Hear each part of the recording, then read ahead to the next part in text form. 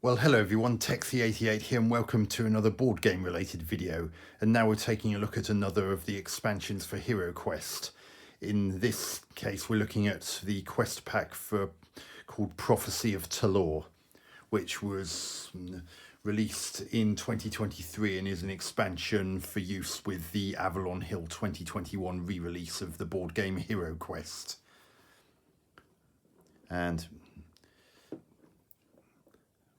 And it's got, this one's actually got a nice shiny cover to it. And if we look at the base, as ever, we got blurb in the top right corner. Apologies for the glare from the overhead light. Nothing I can do about that, unfortunately. And you get an overview of the contents.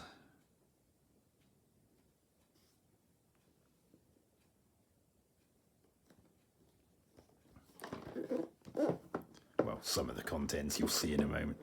So if we look inside, here's the quest book, which contains not only the quests within this expansion, but also a breakdown of the things that are new to this, including some new alchemy cards, as there's alchemy cards that play a role in this particular.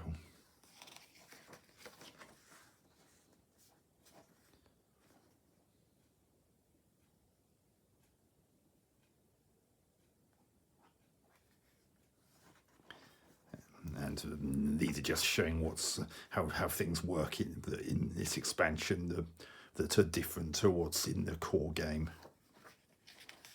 And I won't go any further because that will give away the actual quests. We don't want to risk any spoilers, do we? So here we've got some new cards. We've got some new artifact cards, which would simply get shuffled into in with the others from the core game. Some new equipment cards.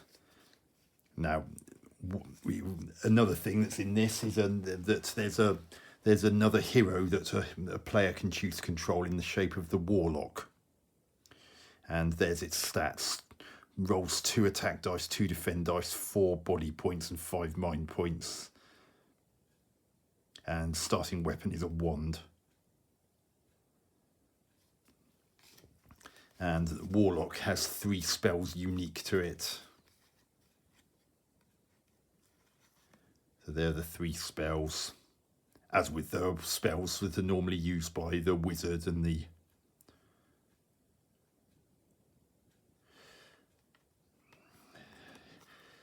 elf in the core game, these can only be used once per quest. And only the Warlock can use these. And speaking of which, here is the Warlock.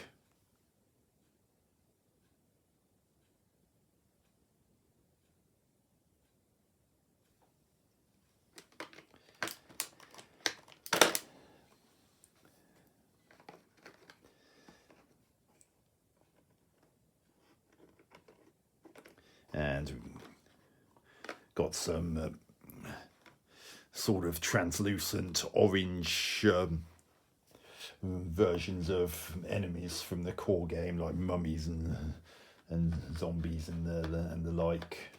Some of these have come out of their slots, and there's some skeletons and abomination. And we've also got I believe this gargoyle is although I've never actually used it, I believe this gargoyle is an alter ego for the Warlock because these two are the same colour. As I said, although I've tried using the Warlock in elsewhere,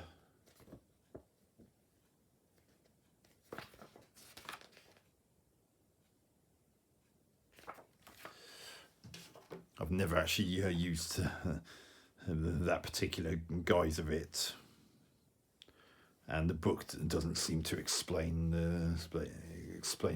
In fact, it barely even touches on the Warlock.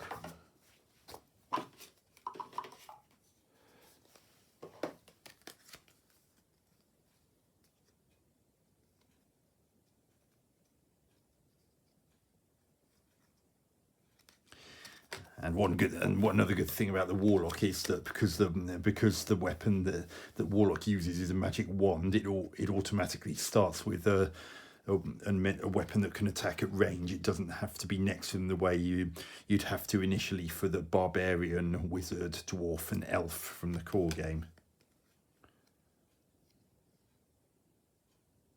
Yeah, they're bonded with a sinister creature, allowing you to assume its winged form. But other than that, it doesn't really seem to be an awful lot about it. That's probably why I've never used its winged form. So that does explain why both of those are the same colour. And this obviously another version of the gargoyle from the enemy from the core game, and in keeping with the orange theme, we've got a set of orange HeroQuest dice which have the same symbols on that we're used to from the regular white dice from the core game. So 3 skulls, 2 white shields, and 1 black shield.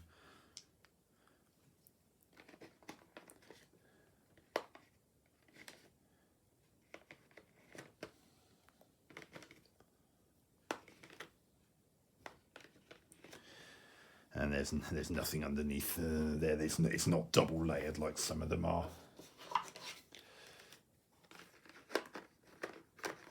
And there's a nice little recess in the top right corner there where you can actually keep the cards and hopefully stop them from flying about all over the place. So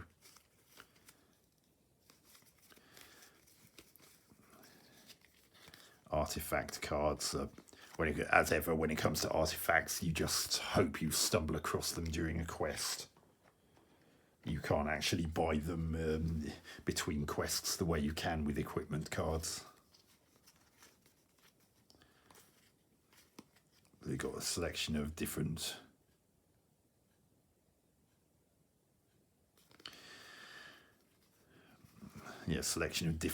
mostly different healings, as well as and also got a wand here that can only be used by the Warlock.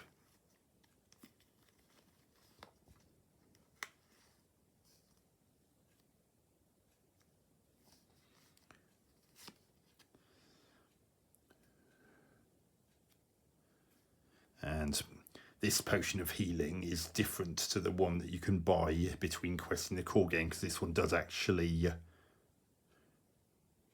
Oh no, it doesn't, sorry, my bad. I just noticed you roll 1 die and restore that number of body points. That is typically how it works in the core game as well.